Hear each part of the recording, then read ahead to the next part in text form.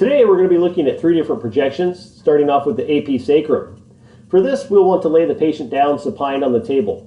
Place the arms up and out of the way of the anatomical region of interest. Next, we're going to want to determine where the central ray will be entering, which is approximately 1.5 to 2 inches above the pubic symphysis. To locate this region, we can palpate the as-is. The distance between the as-is and the pubic symphysis is approximately 3.5 to 4 inches on your average patient. Therefore, by finding a place or location in between those 2 points will help us determine where that central ray entrance point can enter. As you can see in the image in your upper left-hand corner, for the AP sacrum, our light field is right at the level of the crest and goes all the way down to the pubic symphysis. In the midpoint there, we can see our central ray entrance point. Here, it's important that we have a 15-degree cephalic angulation. That will help open up the sacral foramina.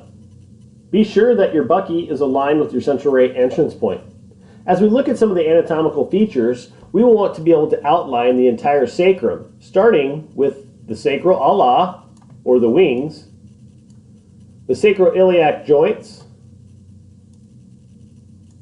and the sacral coccygeal joint as well.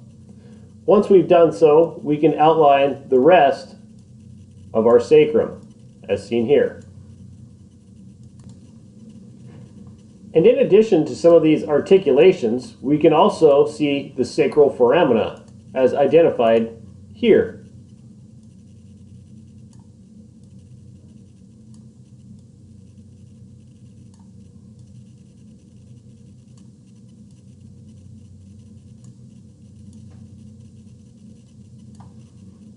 Okay, let's move on to the AP Coccyx at the top center of our screen.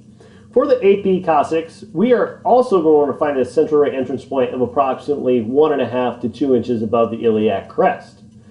Once again, that point will be somewhere in between the as-is and the pubic symphysis. Notice how the light field in this particular image can be collimated quite tightly, and that's because our coccyx bone, or the coccyx that we're looking at, is going to be not much bigger than our thumbs. As we look at the center of the image here, you can see the coccyx itself, as outlined here. Now overall, this is a pretty good coccyx image because typically there's a lot of poop or bowel gas in that region, and this is often difficult to see. One of the things that we want to make sure we remember to do to visualize this coccyx appropriately is also make sure that our central ray entrance point is not only 2 inches above the pubic symphysis, but comes with a 10-degree caudal angle. That will enable us to visualize this appropriately as well. And finally, as we look up in the upper right-hand corner at our lateral sacrum, we'll notice that this is very similar to our L5-1 spot positioning. However, in this particular case, we want to make sure that we come 3.5 inches posterior to the as-is. When coming 3.5 inches posterior to the as-is with our central ray, that leaves us in this region right here. Using a smaller light field, tightly collimated from front to back, but left open from top to bottom, it'll ensure that we get the entire sacrum and all the way down to the coccyx itself.